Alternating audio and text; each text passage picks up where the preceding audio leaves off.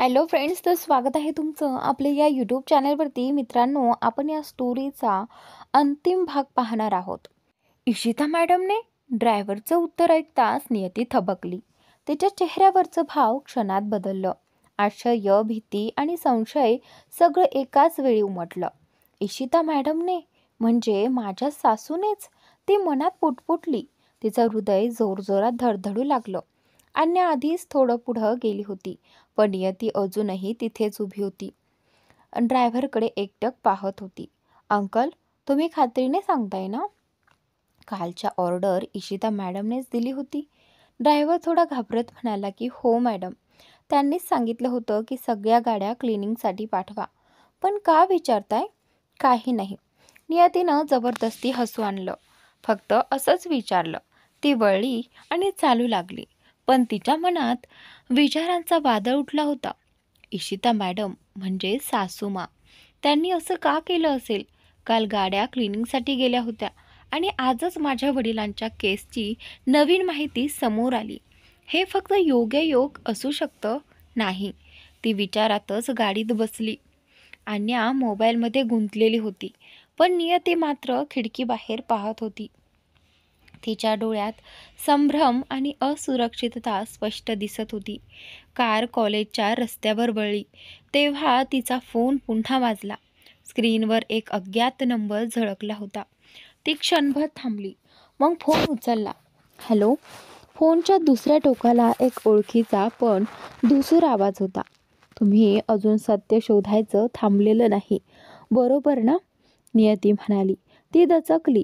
कोण आहात तुम्ही? तिनं घाबरत विचारलं. जो तुझ्या वडिलांबद्दल सर्व काही जाणतो. पण हे जाणून घे की प्रत्येक सत्य उलगडलं की कोणीतरी तुटतो आणि यावेळेला तुटशील तू. फोन कट झाला. नियतीचे हात थरथरू लागले. फोन हातातून निसटून जवळजवळ खाली पडला. दीदी, काय झालं? अन्याने विचारलं. काही नाही अन्या, थोडं चक्कर आली. नियतीनं जबरदस्ती स्वतःला सावरत उत्तर दिलं. तिच्या मनात मात्र त्या आवाजाचे शब्द घुमत होते. प्रत्येक सत्य उलगडलं की कोणीतरी तुटतं. कॉलेज गेट समोर पोहोचल्यावर नियतीनं खोल श्वास घेतला. आज मला काहीतरी शोधायचं आहे. काहीतरी असं जे या सगळ्याच्या मागचं रहस्य उघडं करेल, ती मनात म्हणाली. ती कारमधून उतरली, पण तिच्या नकळत एक काळी गाडी थोड्या अंतरावर उभी होती. त्या गाडीत बसलेली व्यक्ती हळूच फोनवर म्हणाली, ती आज कॉलेजमध्ये आली आहे. लक्ष ठेवा तिच्यावर. आणि त्यानंतर नियतीला काहीच कल्पना नव्हती की तिचं प्रत्येक पाऊल आता कोणीतरी सावलीसारखं पाहते. कॉलेजच्या गेटमधून आत येताना नियतीनं खोल श्वास घेतला. सकाळचा प्रसंग अजूनही तिच्या मनात वादळासारखा फिरत होता. इशिता मॅडमने, हे ड्रायव्हरचं वाक्य तिच्या मनात पुन्हा पुन्हा घुमत होतं. कॉलेजच्या परिसरात विद्यार्थ्यांची गर्दी होती. हसणं, गप्पा, आवाज, पण तिच्या मनात मात्र शांतता नव्हती. ती लायब्ररीच्या दिशेने चालली. तिची पावले जणू स्वतःच तिला कुठे नेत होती. लायब्ररीत पोहोचल्यावर ती थोडा वेळ शांत बसली. तिच्या समोर टेबलावर वडिलांचा फोटो ठेवलेला होता. कॉलेजच्या फाउंडेशन डेच्या वेळी घेतलेला. ती फोटोला स्पर्श करत मनात म्हणाली, बाबा, तुम्ही मला काही का नाही सांगितलं? तुम्ही कोणाला भेटायला गेलात? कोणाशी बोललात? त्या दिवशी नेमकं काय झालं? तिच्या मनातल्या प्रश्नांची उत्तरं कुणाकडेच नव्हती. पण तेव्हाच लायब्ररीत एक वयस्कर माणूस आला. केस थोडे पांढरे, चेहऱ्यावर ओळखीचा भाव. त्याने टेबलावरची फाईल ठेवली आणि म्हणाला, तू नियती ठाकूर आहेस ना? ती थोडी चकित झाली की हो, पण तुम्ही मला कसं ओळखलत? तो हलकं हसत म्हणाला, मी तुझ्या वडिलांचा मित्र आहे, डॉक्टर अभय राजदेव. नियती एकदम उठली. डॉक्टर राजदेव? बाबा नेहमी तुमचं नाव घेत असत. तुम्ही त्यांच्या रिसर्च प्रोजेक्टमध्ये पार्टनर होतात ना? हो. त्यांनी मान हलवली. आणि त्याच प्रोजेक्टमुळे त्यांचा मृत्यू झाला असं मला वाटतं. नियतीच्या चेहऱ्यावर भीती आणि आश्चर्य एकत्र उमटलं. काय म्हणताय तुम्ही? बाबांच्या मृत्यूचं कारण तर अटॅक सांगितलं होतं. राजदेव गंभीर आवाजात म्हणाले, नियती, मी तो रिपोर्ट स्वतः पाहिलाय. तो साधा अटॅक नव्हता. त्यांच्या शरीरात एक असा केमिकल आढळला जो फक्त मेडिकल ट्रान्सलमध्ये वापरला जातो आणि तो कोणीतरी मुद्दाम दिला होता. नियती गप्प झाली. तिचे हात थरथरू लागले. म्हणजे कोणीतरी त्यांना मारलं? राजदेवने मान डोलावली. हो, आणि मला वाटतं तुझ्या वडिलांनी जेव्हा हे समजलं तेव्हा त्यांनी कुणाला तरी फोन केला होता त्या रात्री. हो, नियती पटकन म्हणाली. मी तो फोन ट्रेस करण्याचा प्रयत्न करते. मला जाणून घ्यायचं आहे की त्यांनी नेमकं कोणाला फोन केला होता. राजदेवने आपल्या बॅगमधून एक जुनी डायरी काढली. ही तुझ्या वडिलांची नोटबुक आहे. त्यांच्या रूममधून मला सापडली. मी ती तुला देतोय, पण जपून वाच, कारण यात काही पानं कोणीतरी फाडून नेली आहेत. नियतीनं डायरी हातात घेतली. तिचे डोळे पाणावले. तिनं सावकाश पाहिलं. पान उघडलं. त्यावर लिहिलं होतं, जे माझं आहे ते तिचंही आहे, पण सावध राहा, कारण घरातच काही सावल्या आहेत. ती वाचून थरकापली. घरातच काही सावल्या आहेत? हा शब्द तिच्या मनात पुन्हा घुमू लागला. डॉक्टर राजदेव याचा अर्थ काय? तिनं विचारलं. आणि त्यानंतर ते म्हणाले, मला वाटतंय तुझे वडील कुणावर तरी संशय घेत होते. कदाचित घरच्यांपैकी कुणावर. इशिता. नियतीच्या ओठांवर हळूच नाव आलं. राजदेव म्हणाले, तू काळजी घे नियती. मी अजून काही पुरावे गोळा करत आहे, पण कोणालाही सांगू नकोस की तू माझ्याशी भेटलीस. ते निघून गेले. नियती बराच वेळ तिथेच उभी राहिली. हातात ती डायरी, डोळ्यात संभ्रम. त्या संध्याकाळी ती घरी आली तेव्हा वातावरण विचित्र शांत होतं. इशिता सोफ्यावर बसून फोनवर कुणाशी तरी बोलत होती. नियती आत आली तेव्हा तिने फोन पटकन ठेवला. कुठे गेली होतीस दिवसभर? इशिता विचारतच नियती थोडी थांबली. इकडे कॉलेजमध्ये काही प्रोजेक्ट सबमिट करायचा होता. इशिता तिच्याकडे नीट पाहत होती आणि म्हणाली, बरं, आणि काल हॉस्पिटलचा फोन का आला होता? कोणी आजारी आहे का? नियती थोडं हसली. नाही, फक्त रिपोर्टबाबत काही विचारायचं होतं. ठीक आहे, पण लक्ष ठेव नियती, या घरात प्रत्येकजण तुला बघतोय, इशिता म्हणाली आणि वरच्या मजल्याकडे गेली. नियती तिच्या मागे बघत उभी राहिली. त्या शब्दांनी तिच्या अंगावर काटा आला. प्रत्येकजण तुला बघतोय. ती आपल्या खोलीत गेली, दरवाजा बंद केला आणि डायरी उघडली. दुसऱ्या पानावर काही आकडे आणि तारखा होत्या. त्यात एक तारीख लाल पेनाने गोल केलेली होती. 21 मार्च. Call log 8:45 PM. ती पटकन फोन उचलून जुन्या कॉल रेकॉर्ड्स तपासू लागली. ती तारीख 21 मार्च त्याच दिवशी होती ज्या दिवशी तिच्या वडिलांचा अपघात झाला होता. आणि त्या कॉल लॉगमध्ये एक नंबर होता, 09832. ती तो नंबर बघता स्तब्ध झाली. तो घरचा लँडलाईन नंबर होता. म्हणजे तिच्या वडिलांनी त्यांच्या मृत्यूपूर्वी या घरातल्या कुणाला फोन केला होता. तिच्या अंगातून एक शिरशिरी गेली. म्हणजे माझ्या वडिलांनी मृत्यूपूर्वी शेवटचं बोललेलं व्यक्ती या घरातलंच कोणीतरी होतं. ती विचारात बुडाली असतानाच दरवाजावर हलकं ठोठावलं गेलं. ती दचकली. डायरी पटकन उशीखाली ठेवली. दरवाजा उघडताच समोर रियांश उभा होता. आणि त्यानंतर, काय करतेस? तो हसत म्हणाला. काही नाही, थोडं वाचन करत होते. रियांश तिच्याकडे नीट पाहत म्हणाला, आजकाल तू खूप बदलली आहेस. नियती, काही सांगायचं आहे का मला? ती गप्प राहिली. आणि त्यानंतर रियांश पुढे आला आणि हलक्या आवाजात म्हणाला, कधी कधी न सांगितलेलं सत्य जास्त जखमी करतं. नियतीच्या डोळ्यात पाणी आलं. ती काही बोलणार इतक्यात तिचा फोन पुन्हा वाजला. ती बघते आणि थक्क होते. स्क्रीनवर पुन्हा तोच अज्ञात नंबर दिसत होता.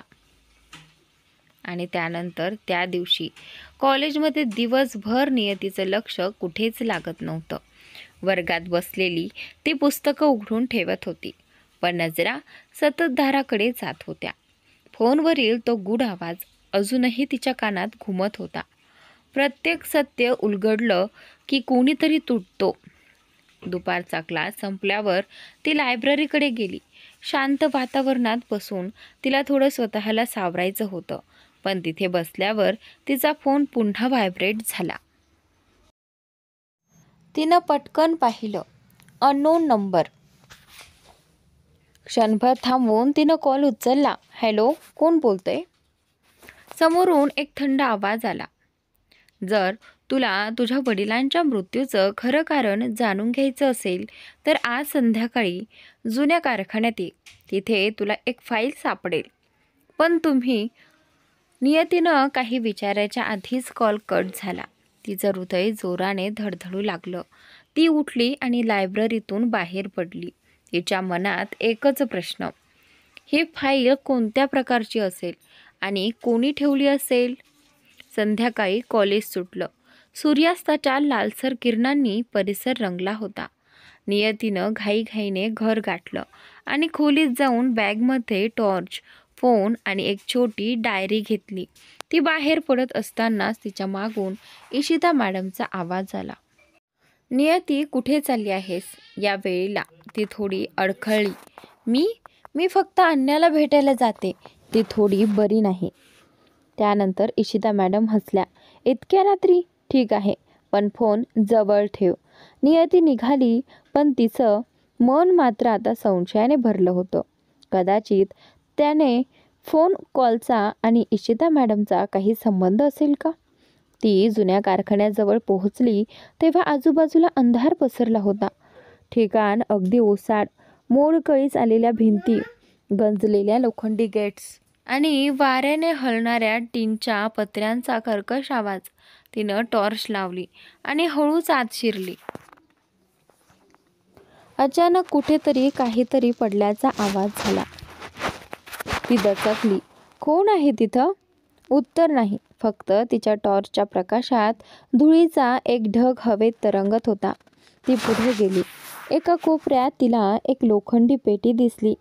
वर थोडी गंजलेली, पण बंद नव्हती. ती सावधपणे जवळ गेली आणि हात लावून झाकण उचललं.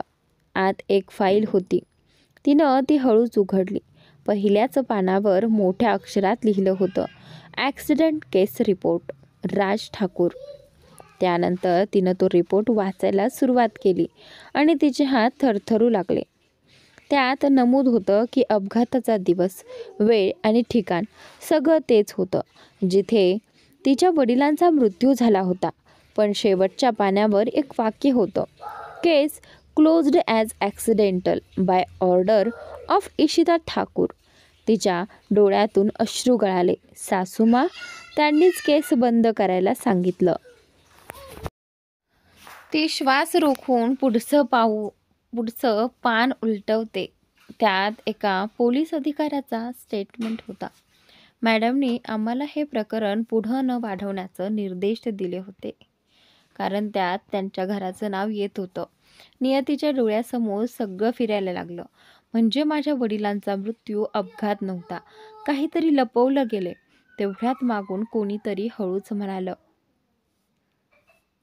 हो नियती, आता तुला हे कळल्यामुळे तुझं जगणं सुरक्षित नाही. ती वळली. गडद सावलीतून कुणीतरी बाहेर येत होतं. काळा कोट, हातात बंदूक.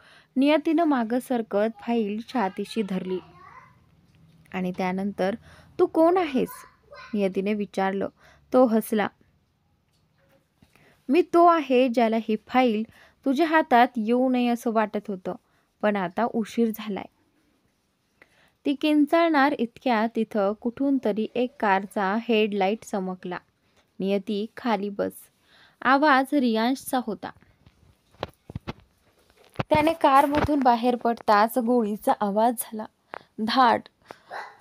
धुळीचा ढग उठला आणि नियतीचा हात घट्ट पकडत रियांश म्हणाला, चल इथून, उशीर झालाय तर आपण दोघंही जिवंत राहणार नाही.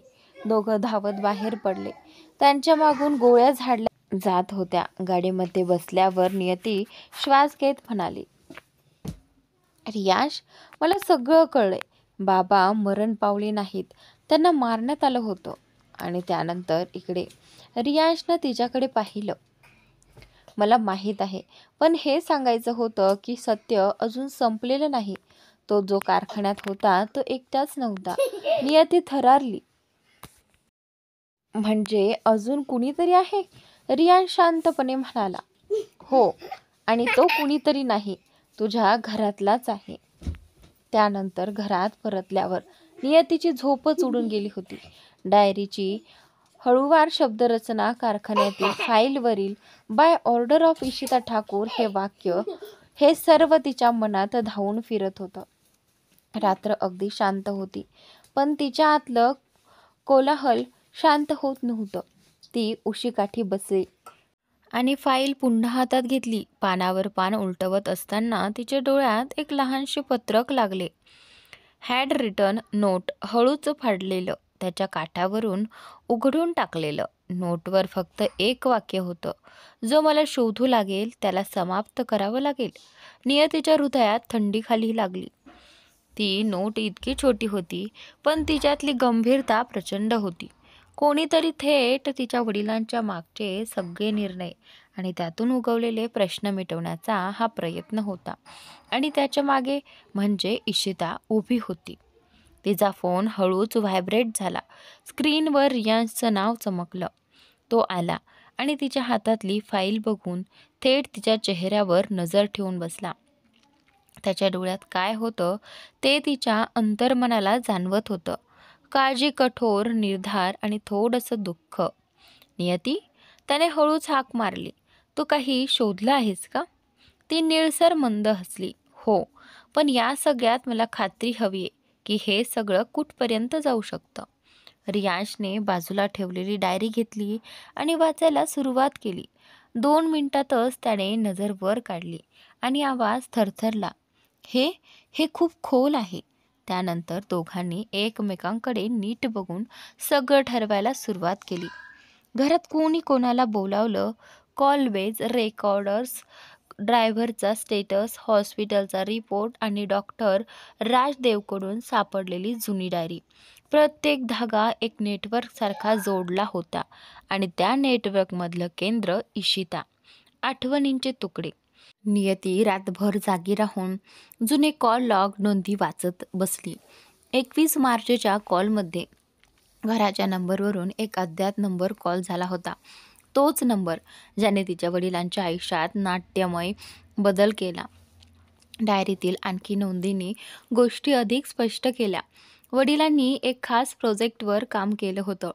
एक नवीन औषधं किंवा क्लिनिकल ट्रायलचा डेटा, ज्यात छोटे छोटे अनियमित प्रयोग दिसत होते. तो डेटा जर बाहेर गेला तर मोठा आर्थिक नैतिक फटका पडण्याची शक्यता होती. कंपन्या, मान्यवर डॉक्टर्स आणि काही राजकीय औद्योगिक हात यात गुंतलेले होते. डॉक्टर राजदेवने सांगितलं होतं की त्या प्रोजेक्टमध्ये काही करमणुकीचे पैसे आहेत आणि त्या पैशांचा प्रवाह इशिता किंवा तिच्या जवळील काही लोकांना गुळगुळीत करणे आवश्यक होतं. वडिलांनी जेव्हा हे पाहिलं आणि प्रश्न उपस्थित केले तेव्हा त्यांना धमक्या आल्या होत्या. डायरीतील एका नोंदीत वडिलांनी लिहिलं होतं, जर मला काही झालं तर शोधून काढा. रंगवलेले शस्त्रच सबूत असेल. नियतीच्या मनात त्या ओळी फिरल्या. रंगवलेले शस्त्रच म्हणजे कुणीतरी खोटे पुरावे तयार करून अपघाताचं चोणीबळ देण्यात आलं होतं. हॉस्पिटल रिपोर्ट आणि केमिकल रिपोर्ट. डॉक्टर राजदेवांनी मिळवलेल्या फाईलमध्ये हॉस्पिटलच्या तज्ज्ञांच्या अहवालाची प्रतही होती. त्या अहवालात म्हटलं होतं की मृत्यूच्या शरीरात वेगळ्या प्रकारचा केमिकल सापडलाय. एक प्रकारचा न्यूरोटॉक्सिन किंवा सेडेटिव्ह, जो सामान्य रस्त्यावरील अपघातात सामान्यतः दिसत नाही आणि त्या केमिकलची झडती फक्त खास संशोधन प्रयोगशाळांमध्ये वापरली जात असल्याचं नमूद होतं. या अहवालाने खात्री पटली. हा अपघात नसून सुप्त हत्येचा प्रकार होता. याच अहवालाबरोबर हॉस्पिटलमध्ये दाखल असलेल्या प्रोटोकॉलच्या रेकॉर्डरने आणखी काही विचित्र विचित्र बाब उघड केली. त्या दिवशी जे डॉक्टर आणि नर्सेस उपस्थित होते त्यांचे शेड्यूल आणि कॉल इन टाइम्समध्ये काही तासांचे गॅप होते. म्हणजे कुणी वेगळा बदल करून ठेवले होते. आणि परवा सापडलेल्या एका ईमेलच्या स्क्रीनशॉटने दाखवलं की त्या प्रोटोकॉलमध्ये मोडिफाय करणं हे एक आदेश आलेला होता आणि त्या आदेशावर IT इशिताच्या सुरुवातींचे संकेत होते. हे सगळं वाचून नियतीचा चेहरा पांढरा होत गेला. तिच्या खेड्यात कोणीतरी इतक्या नियोजित पद्धतीने अपहरणासारखी योजना राबवत होता. 2 मित्रांच्या मदतीने रियांशने ड्रायव्हरशी संवाद साधला. त्याने सुरुवातीला उलटसुलट बोललं, पण नंतर गुपचूप कबूल केलं की 21 मार्चच्या रात्री त्याला इशिताने ताशी बोलण्यास सांगितलं होतं. कारच्या दरवाजाच्या खाली एक लहानसा पॅकेट ठेवा आणि तो पॅकेट रस्त्यावरून जाताना गाडीतून काढून टाका. ड्रायव्हरचं म्हणणं थोडं अजीबसं वाटलं, पण त्याने ते केलं होतं कारण तो इशिताला कुटुंबाचे कुठेही आदेश मानणारा समजत होता. त्या पॅकेटमध्ये काय होतं हे ड्रायव्हरला माहिती नव्हतं, परंतु त्या रात्रीच्या त्याच्या हालचाली आणि वेळाचं संगणक लॉग आणि पुढे शोधल्यावर CCTV फुटेजने सिद्ध केलं की त्या रात्रीची घडी थोडी वेगळी आहे. कार जिथून गेली तिथे तुलनेने वेगळ्या एका व्यक्तीच्या छायाचित्र दिसत आहे, ज्याने रस्त्यावरून थोडा वेळ थांबून पॅकेट घेतला आणि हलके हात बदलले. हा व्यक्ती कोण होता? नियतीने आणि रियांशने एकत्र त्याच्या बँक ट्रान्झॅक्शनचा माग काढला. रेकॉर्डर्स गोळा केले. त्या रेकॉर्डर्सने एक मोठी उघडकी केली. 3 महिन्यांपूर्वी एका कंपनीकडून, ज्याचे नाम डायनॅक्ट्रिक्स असं समजलं, मोठी रक्कम इशिताच्या नावे हस्तांतरित करण्यात आली होती. डायनॅक्ट्रिक्स ही कंपनी त्या संशोधनाच्या फंडमध्ये गुंतलेली होती. त्या पैशांचे काही भाग हॉस्पिटलच्या मॉनिटरिंग आणि काही भाग सदस्यांच्या पर्सनल खात्यामध्ये गेले होते. पैशाच्या प्रवाहाने एक गोष्ट स्पष्ट केली, इशिताचा आर्थिक हुशारपणा आणि त्या प्रोजेक्टशी कनेक्शन. नियतीच्या खंबीर मनाने विचार केला, जर पैसे गेले तर कारण असेलच, आणि जर कारण असेल तर मोटिव्ह आहे. इशिताने काहीतरी लपवण्याचा प्रयत्न केलाच, पण का? काय इतकं मोठं? तिच्या वडिलांचे शोधकाम काहीतरी इतके धोकादायक होते का? थेट सामोरं जाणं. प्रत्येक पुराव्याने इशिताची छाया जास्त गडद केली होती. नियतीच्या अंगात थंडगार पळली, पण आता ती मागे वळणार नाही. सत्य समोर येईपर्यंत ती थांबणार नाही, हे निश्चय तिच्या मनाशी झालं. दुसऱ्या दिवशी सकाळी ती इतक्या गुप्ततेने व रियांशच्या मदतीने इशिताला सामोरे गेली. इशिताच्या घराच्या हॉलमध्ये शांत बसली होती. तिच्या चेहऱ्यावर तोच दमट हसू, पण डोळे थंड आणि काटेरी.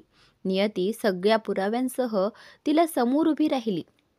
Diary, hospital report, bank transaction, ड्रायव्हरचे कबुलीपत्र सर्व ठेवलेले. इशिता नियतीच्या आवाजात थोडा कंप होता. मी सगळ्या पुराव्यांसोबत आले आहे. माझ्या बाबांचं खरं कारण माहीत आहे. तुम्ही हे का केलं? इशिताने हळूच हात हलवला आणि शांततेने उत्तर दिलं, नियती, कधी कधी व्यक्तिशः करायची क्रिया लोकांना समजत नाही. मी जे काही केलं ते घराच्या भल्यासाठी आणि आपल्या परिवाराच्या सुरक्षेसाठी केलं. नियतीनं तिला थेट डोळ्यात पाहत म्हटलं, घराची सुरक्षा म्हणजे लोकांच्या जीवाशी खेळायचं? बाबांना हरवून त्यांनी कोणता फायदा मिळवला? इशिताने हसत हळूच डोकं हलवलं. त्यांनी जे काही उघड करायचं ठरवलं होतं ते जर बाहेर आलं असतं तर आपल्या बऱ्याच लोकांचे करिअर, संस्था आणि जीवनधन धोक्यात येऊ शकली असती. तेव्हा मी थांबवणं आवश्यक समजलं. नियतीचा राग स्फोटला, पण पुढे ती शांत राहिली. आणि केस क्लोज करायला तुम्ही पोलिसांना कसे म्हणालात? Case close by order of Ishita Thakur. ही सहमती कोणत्या अधिकाराने? इशिता हात वर करून बोला, कधी कधी अधिकार अर्थाने नसतात नियती, प्रभावाने असतात. माझ्या काही मित्र आणि काही लोकांना माहिती होती की मामला सामोरे जायला नको. मी फक्त त्या परिस्थितीचा योग्य उपयोग केला. नियतीच्या मनात एकच विचार उठला, प्रभाव? आणि हा प्रभाव इतका मोठा होता की पोलीस, हॉस्पिटल, बँक सगळ्यांना त्याने दाबलं होतं. तिच्या आवाजात आता खतरनाकपणा आला. तू जीव, भावनांवर आणि न्यायदृष्ट्यांवर हात घातला. बाबांना मारून तू काय जिंकलं? इशिताच्या डोळ्यात अचानक थोडा शोभ उमटला.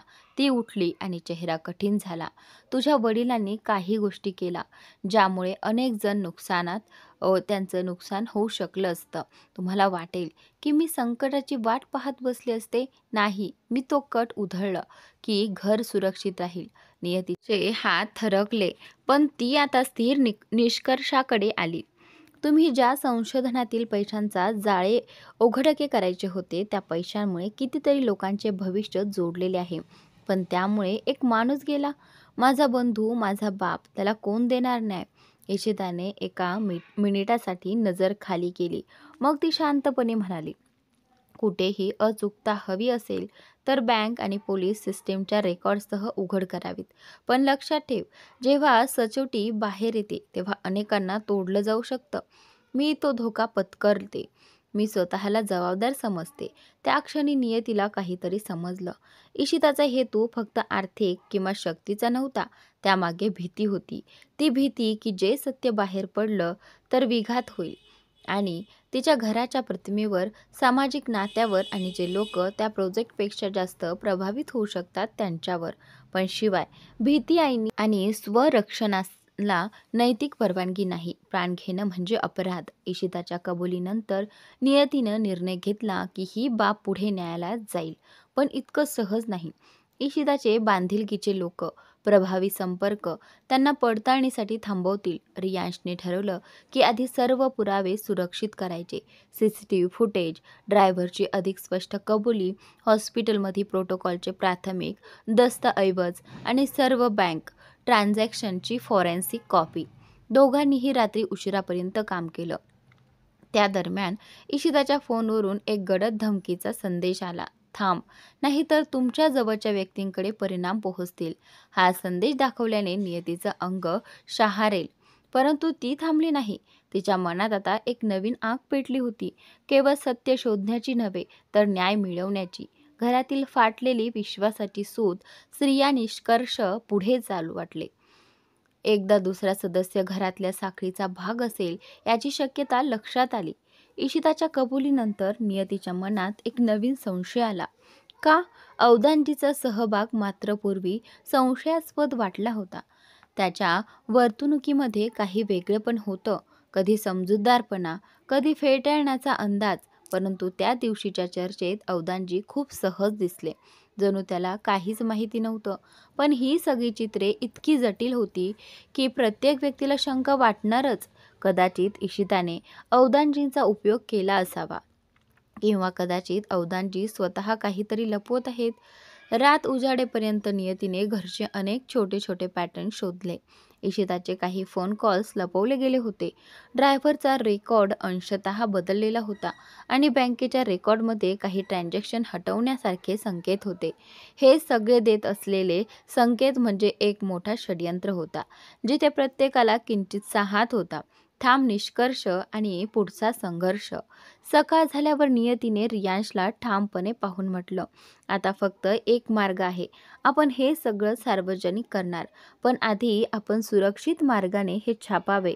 आपल्याला सुप्त पुरावे हवेत, जे विरोधात बदल होऊ शकत नाहीत. रियांशने डोळ्यात दृढता घेऊन उत्तर दिलं, मी तुला सोडणार नाही. घरात कोणाशीही थेट युद्ध करू नकोस, पण बाहेर जाऊन योग्य लोकांना, योग्य माध्यमांना हे देऊ आणि जर आवश्यक असेल तर पोलिसांकडे जाऊ. नियतीने स्वभावाने डोकं हलवलं, पण मनात एक काळजी होती. इशिताच्या प्रभावामुळे पोलीसही प्रभावित झाले तर? तेव्हा त्यांनी एक पर्यायी मार्ग ठरवला. थार प्रोजेक्टचं पूर्ण सत्य समोर आलं आणि अद्वैत राजपूत यांचं नाव पुन्हा सन्मानानं उजळलं. नियती एकटी बाल्कनीत उभी राहून आकाशाकडे पाहत होती. बाबा, आज मी जिंकले नाही, फक्त तुमचं सत्य पुन्हा जिवंत केलं आहे. वाऱ्याने तिच्या चेहऱ्यावर हलकं स्पर्श केलं, जणू तिच्या वडिलांनीच म्हणावं, अभिमान आहे तुझा मुली. ती रात्र संपली होती, पण त्या रात्रीचं ओझं अजूनही त्यांच्या मनात होतं. पोलिसांच्या गाड्या निघून गेल्या होत्या. घरभर शांतता होती. फक्त नियती बाल्कनीत उभी राहून सूर्योदयाकडे पाहत होती. वाऱ्याने तिच्या केसांना हलवत तिच्या डोळ्यातलं पाणी सुकवलं. रियांश हळूच मागून आला. त्याच्या हातात 2 कप कॉफी होती. त्याने एक कप तिच्या समोर ठेवला. तू झोपली नाहीस का? नियतीनं हसण्याचा प्रयत्न केला. झोप कशी लागणार? जेवढं पाहिलं ते सगळं स्वप्न वाटतंय, पण दुःख हे आहे की ते स्वप्न नाही. दोघं काही वेळ शांत उभे राहिले. फक्त पक्ष्यांचा आवाज आणि दूरवरून येणारा सकाळचा प्रकाश. मी कधीच विचार केला नव्हता रियांश. हळू. त्यानंतर हळू आवाजात म्हणाला की माझी आई इतकं काही लपू शकेल आणि तू सगळं सहन करून सुद्धा माझ्यासोबत उभी राहिलीस. रियांश हे सगळं नियतीला म्हणाला. नियतीने त्याच्याकडे पाहिलं. मी तुझ्या आईविरुद्ध नव्हते रियांश. मी फक्त सत्यासाठी होते. कारण त्या सत्याशिवाय माझे बाबा कधी शांत नसते आणि मीही नाही. रियांशच्या डोळ्यात वेदना होती. माझ्या आईचा गुन्हा मी कधीच विसरू शकत नाही, पण मी तिला द्वेषही करू शकत नाही, कारण तिनं मला जन्म दिलाय. पण आज मला कळलं की जन्म देणं आणि न्याय देणं हे दोन्ही वेगळं असतं. नियती शांतपणे म्हणाली. सत्य कधी कधी नात्यांना तोडतं पण मनांना जागं करतं. रियांश तिच्या जवळ आला. तिचे दोन्ही हात आपल्या हातात घेत म्हणाला, तू मला शिकवलंस की प्रेम म्हणजे फक्त सोबत राहणं नाही, तर सत्यासाठी एकमेकांच्या विरोधात उभं राहणं सुद्धा असतं. नियतीच्या डोळ्यातून अश्रू ओघळले, पण त्या अश्रूमध्ये आता वेदना नव्हती, फक्त समाधान होतं. आपण हरलो नाही रियांश, आपण दोघं जिंकलो आहोत आपल्या आपल्या वेदनेतून. रियांशने तिचं कपाळ हलकं चुंबलं. तुझ्या बाबांचं नाव आज पुन्हा जिवंत झाले आणि माझ्या आईचं मुखवटा गळून पडलाय. आता आपण दोघं नव्याने सुरुवात करूया. नियतीने डोळे मिटून शांतपणे होकार दिला. हो, नव्याने, पण सत्यासोबत. दोघं एकमेकांच्या शेजारी उभे राहिले. आकाशातला सूर्य हळूहळू वर चढत होता आणि त्याच्या किरणांनी त्यांच्या चेहऱ्यावर नवीन आयुष्याची ऊब पसरवली. त्या क्षणी नियतीला असं वाटलं जणू तिच्या बाबांचा हात तिच्या डोक्यावरून गेला आणि त्यांनी शांतपणे म्हटलं, आता सगळं पूर्ण झालं आहे माझी मुलगी. वाऱ्याने तिच्या चेहऱ्यावर स्पर्श केला आणि दूरवर कुठेतरी नव्या सकाळचं संगीत सुरू झालं. आणि असाच या कथेचा शेवट झालाय मित्रांनो. तुम्हाला कदाचित आवडेल की नाही माहीत नाही, पण या कथेचा शेवट असाच असणार आहे. तर मित्रांनो, आणखीन एक नवीन आणि इंटरेस्टिंग स्टोरी मी घेऊन येणार आहे याच चॅनलवर.